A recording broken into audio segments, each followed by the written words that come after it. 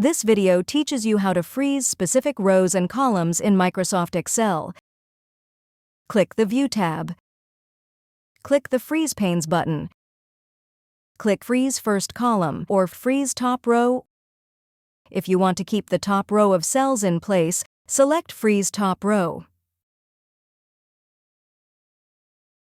To keep the first column in place, select Freeze First Column.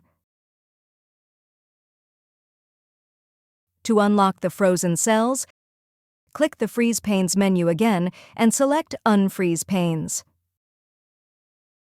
Freezing multiple columns or rows. Select the row or column after those you want to freeze. Click the View tab. Click the Freeze Panes button. Click Freeze Panes on the menu.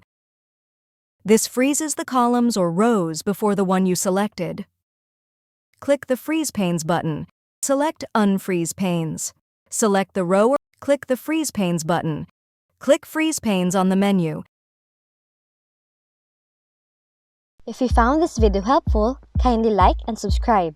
You may also click and turn on the notification bell so you can be notified from whenever we release new videos.